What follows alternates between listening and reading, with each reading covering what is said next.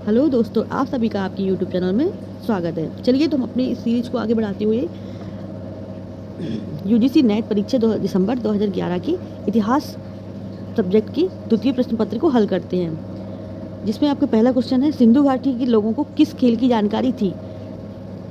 Option number ए रण दौड़, रथ दौड़, option number B पासे का खेल, ऑप्शन नंबर सी पोलो, ऑप्शन नंबर डी घुड़सवारी। इसका आंसर कमेंट बॉक्स में लिखिए। इसका आंसर है बी पासे का खेल। व्याख्या, सिंधु घाटी के लोगों को पासे के खेल की जानकारी थी। सिंधु सभ्यता के लोगों के मनोरंजन का साधन पासे का खेल, नृत्य, शिकार, पशुओं की लड़ाई आदि था। धार्मिक उत्सव एवं समारोह भी समय समय पर धूमधाम से मनाए जाते थे। चचनामा सिंध का इतिहास और मूल रूप में किस भाषा में किया गया है? तो देखो, उस टाइम क्या हुआ था कि ये लोग अरब से आते थे, तो इनकी भाषा भी अरबी होती थी। तो चलो देख ले। सॉरी इसका है ऑप्शन नंबर ए फारसी भाषा, ऑप्शन नंबर बी हिब्रू भाषा, ऑप्शन नंबर सी अरबी भाषा, ऑप्शन नंबर डी संस्कृत भाषा। इसका आंसर है ऑप्शन नंबर सी अरबी भाषा। चचनामा मूल रूप से अरबी भाषा में है और यह मुख्यतः सिंधु के इतिहास से संबंधित है, जो अरबों की सिंध विजय का वृत्तांत है। इसकी रचना अली अहमद ने की थी। ज्ञातव्य है कि अरब लेखक अलवर्णी की पुस्तक तहकीकात ए हिंद भारत की खोज आज भी इतिहासकारों के लिए एक महत्वपूर्ण स्रोत है। नेहरू महालनोबिस युक्ति कौशल किससे संबंधित है? ऑप्शन नंबर ए कहता है राष्ट्रीय योजना समिति, ऑप्शन नंबर बी कहता है कि बम्बई योजना, ऑप्शन नंबर सी प्रथम पंचवर्षीय योजना, ऑप्शन नंबर डी द्वितीय पंचवर्षीय योजना। इसका आंसर है ऑप्शन नंबर डी द्वितीय पंचवर्षीय योजना। नेहरू महालनोबिस युक्ति कौशल द्वितीय पंचवर्षीय योजना से संबंधित है। द्वितीय पंचवर्षीय योजना का कार्यकाल 1956 से लेकर 61 तक था और इस योजना का उपनाम भी भौतिकवादी योजना था।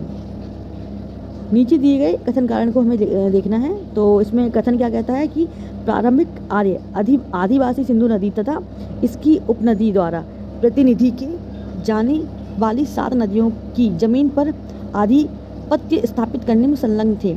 ऐसा माना जाता है कि जो सिंधु आर्य थे वो सप्त सिंधु करके जो नदियाँ हैं ना, उनके आसपास ही उनका निवास स्थान था। कारण कहता है कि विभिन्न आर्य जनजातियों के बीच संघर्ष की दृष्टिकोण होता था। हाँ, देखते चलो इनका आंसर देखते हैं।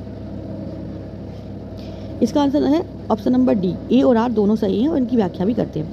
प्रारंभिक आर्य का निवास स्थल सिंधु तथा उसकी सहायक नदियों के बीच था। प्रारंभ में आर्यों का विस्तार सैंधव प्रदेश में हुआ। बाद में ही आर्य कई वर्ग में विभक्त हो गए, जिनमें कालांतर में युद्ध होते रहे थे, जिससे आर्य जनजाति के बीच संघर्ष दृष्टिगोचर था। जो हम लोगों ने युद्ध सुना था, दसरा युद्ध, वो आर्यों के बीच युद्ध होता, आर्य अनार्यों के बीच में और आर्य और दस्यों के बीच में। और उनका निवास स्थल कहाँ था? सब सिंधु के पास। निम्नलिखित में से इनको क्रम में व्यवस्थित करना है। ऑप्शन नंबर ये कहता है ताम्रपाषाण युग, ऑप्शन नंबर 2 कहता है आपका लौह युग, ऑप्शन नंबर 3 कांस्य युग, ऑप्शन नंबर डी पाषाण युग। तो इसको आप मिलान करिए।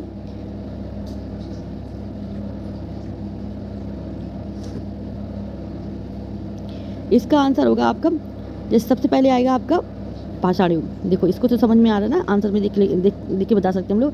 पाषाण युग, क्योंकि सबसे पहले पाषाण युग आया था ना, पूरा पाषाण मध्य पाषाण काल, तो ये पाषाण मतलब पत्थरों का युग, पहले पत्थरों का युग आया था। फिर उसके बाद आपका आया था ताम्रपाषाण युग, जब हम लोगों ने ताम्र की खोज कर ली थी, ताम्रपाषाण काल आ गया था। उसके बाद आया था कांस्य मिक्स आया था ना, कांस्य का ये मिला, कांस्य साक्ष्य मिलते हैं हमें बहुत सारे, कांस्य का ये साक्ष्य मिलता है, वो साक्ष्य मिलता है, ऐसे करके। फिर अंतिम आता है आपका लौह। तो ये आपका हो गया ऑप्शन नंबर सी। ऐतिहासिक कालक्रम के अनुसार निम्न प्रकार में से व्यवस्थित कीजिए। पहला देखो पाषाण युग, ताम्रपाषाण युग, कांस्य युग और लौह युग। निम्नलिखित यात्रियों को उनके भारत आगमन के क्रम में व्यवस्थित कीजिए।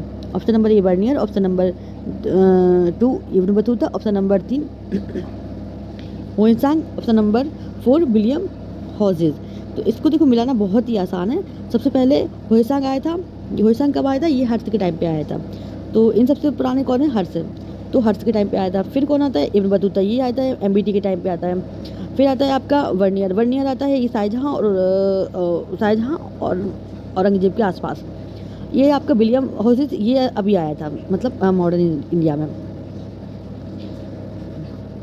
हैविंग सॉन्ग लिखा है, हुइन सॉन्ग 629 में भारत की यात्रा पर आया था और उसे तीर्थ यात्रियों का राजकुमार कहा था, जबकि इब्न बतूता 1333 में मोहम्मद बिन कासिम मोहम्मद बिन तुगलक के दरबार में आया था। वर्नियर 1656 में मुगल दरबार में आया था, जो दारा सिकोय एवं औरंगजेब के उत्तराधिकारी संघर्ष का साक्षी बना था। विलियम हुजिर 18वीं शताब्दी में आया था, उत्तरार्ध में कैप्टन कुक के साथ प्रशांत महासागर की यात्रा के लिए आया था। नेक्स्ट देखते हैं यात्री शासक। देखो यात्रियों पे काफ़ी क्वेश्चन आते हैं ना। Ibn Battuta, sir Thomas, Peter मुंडी, मर्नियर। इधर क्या है, मुगल बिन मोहम्मद बिन तुगलक, शाहजहां, जहांगीर, औरंगजेब। चलो इनको मिलाते हैं। तो ऊपर बताया गया था इब्न बतूता किसके टाइम पे आया था, मोहम्मद बिन तुगलक के टाइम पे। सर थॉमस रो कब आया था, सर थॉमस रो ये सब आए थे, रो बोस ये सब लोग आए थे, ये आए थे जहांगीर के टाइम पे। पीटर मुंडी तो ये औरंगजेब के टाइम पे आया था, और वर्नियर अभी हम लोगों ने ऊपर पढ़ा है, ये शाहजहां के टाइम पे आया था। देखो इब्न बतूता मोहम्मद बिन तुगलक, थॉमस रो जहांगीर के टाइम पे, और पीटर मुंडी शाहजहां के टाइम पे, और वर्नियर औरंगजेब के टाइम पे। नेक्स्ट देखते हैं जहरुद्दीन, जलालुद्दीन, नूरुद्दीन, आलमगीर। अकबर, बाबर, औरंगजेब, जहांगीर। इनका बहुत सिंपल है।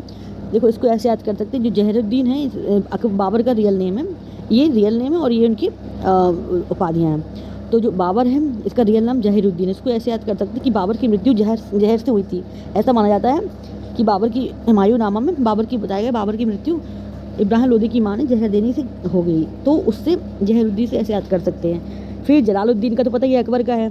नूरुद्दीन नूरजहां किसकी बेगम थी, जहांगीर की, तो नूरुद्दीन भी इसी से हम लोग कनेक्ट कर सकते हैं। आलमगीर किसको कहते हैं, औरंगजेब को। देखो जहरुद्दीन बाबर, जलालुद्दीन अकबर, नूरुद्दीन जहांगीर और आलमगीर औरंगजेब। नेक्स्ट क्वेश्चन करते हैं, देखते हैं जैन धर्म में वास्तविक संस्थापक किस जनजाति से है। जैन धर्म के वास्तविक संस्थापक किस जनजाति से हैं, तो यात्रिक जनजाति, मल्ल जनजाति, लिच्छवी जनजाति, शाक्य जनजाति। जो वास्तविक संस्थापक किसे माना जाता है, महावीर स्वामी को माना जाता है ना। महावीर स्वामी किसके थे, वो यात्रिक जनजाति के थे। तो देखो जैन धर्म के वास्तविक संस्थापक महावीर स्वामी यात्रिक जनजाति के थे, और महावीर स्वामी का जन्म 540 में हुआ था कुंडग्राम में। विदित है कि उनकी माता त्रिशाला थी, लिच्छवी राजा चेतक की बहन। महावीर स्वामी जैन धर्म के 24वें तीर्थंकर थे और वास्तविक तीर्थंकर थे।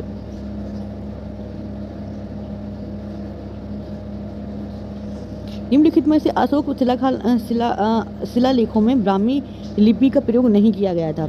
Option number A Sarnath, option number B सहवाजनगढ़ी, ऑप्शन नंबर सी धौली, और ऑप्शन नंबर डी उपरोक्त में से कोई नहीं। तो ऑप्शन नंबर बी आपका इसमें पूछा गया, अशोक कालीन शिलालेखों में ब्राह्मी लिपि का प्रयोग नहीं किया। तो ब्राह्मी लिपि का मैक्सिमम प्रयोग वहाँ नहीं किया, अफगानिस्तान साइड और जो पाकिस्तान, तो सहनवाजगढ़ी ये अफगानिस्तान पाकिस्तान के एरिया में ही क्षेत्र में आते हैं। अशोक के शिलालेखों में ब्राह्मी, खरोष्टी, ग्रीक एवं अरामाइक लिपियों का प्रयोग हुआ है। ग्रीक और अरामाइक लिपि का अभिलेख अफगानिस्तान से, खरोष्टी लिपि का अभिलेख सहवाजगढ़ी से और मानसेरा से है, जबकि ब्राह्मी लिपि का प्रयोग भारत में स्थापित अभिलेखों से है। कथन कारण करना है हमें। भारत कथन कहता है कि भारत रोम व्यापार संबंध में 3री और 4वीं शताब्दी में कमी आई थी, और कारण कहता है कि ब्राह्मणत्व की बढ़ती इस प्रभुत्व ने समुद्र यात्रा को प्रतिबंधित कर दिया था। लगभग कुछ चीज़ें सही हैं, देखते हैं क्या सही है। सी ए आर दोनों सही है, सही व्याख्या करता है। 4वीं शताब्दी ईसा पूर्व में भारत रोम की मध्य व्यापार में कमी आई थी, क्योंकि इस समय तक भारत के कई राज्यों विदेशियों का कब्जा हो चुका था और ब्राह्मणवादी व्यवस्था जटिल हो गई थी, जिसकी वजह से समुद्री यात्रा करना पाप को समझा जाने लगा था। नीचे 2 वक्तव्य दिए गए हैं, कथन कारण दिए गए हैं। कथन कहता है कि भारत की उत्तरी परिसीमा पर हिमालय स्थित तथा इसकी दक्षिणी, पूर्वी एवं पश्चिमी परिसीमा मुक्त सागर से घिरी है। इस प्रकार कारण कहता है कि इस प्रकार भारत दुनिया के अन्य भागों से कटा हुआ है। ये लगभग एक सही गलत हो सकता है, इसमें एक सही है 2 गलत है। भारत की प्राकृतिक सीमा उत्तर में हिमालय से है और बाकी तीनों समुद्रों से घिरी हुई है, जिससे भारत आदिकाल से दुनिया के शेष भागों के संपर्क में है। प्राचीन काल से ही भारत का व्यापार यूरोप, मध्य एशिया और अफ्रीका महाद्वीपों में होता रहा है। नीचे दिए गए कूटों को सही उत्तर लिखिए। ग्रीक, रोमन, शक, प्रतिहार। तो इनको क्रम में लिखना है, ऐतिहासिक क्रम में लिखना है कि पहले कौन आया था। तो सबसे पहले आपकी सबसे पहले रोमन आते हैं, फिर आपके ग्रीक आते हैं, फिर शक आते हैं, फिर प्रतिहार सबसे लास्ट में आते हैं। रोम से भारत का संपर्क बेहद प्राचीन काल से ही रहा है, संभवतः दक्षिण भारत में महापाषाण काल से ही था। मौर्योत्तर काल में ही प्रथमतः ग्रीक भारत आए, इसके बाद शकों का भारत में आगमन हुआ, जो कि पश्चिमी भारत में बसे अग्निकुल के राजपूतों में सर्वाधिक प्रसिद्ध प्रतिहार वंश जो गुर्जरी की शाखा से संबंधित होने के कारण इतिहास में गुर्जर प्रतिहार का कहा गया है। निम्नलिखित क्वेश्चन नंबर 14 क्या कहता है आपका, निम्नलिखित देवताओं का ऋग्वेद कालीन समाज में उनके महत्व के क्रम को व्यवस्थित किया तथा नीचे दिए गए कूटों से सही क्रम लिखिए। तो देखो, सबसे पहले जो देखा जाता था कि जो वैल्यू थी, इसमें वैल्यू पूछा गया है, तो सबसे पहले जो वैल्यू थी वो इंद्र भगवान की थी, ऋग्वेदिक काल में इंद्र की थी। 250 इसमें सूक्त भी दिए गए हैं। फिर आती अग्नि की, अग्नि मनुष्य और भगवान के बीच का मध्यस्थ था।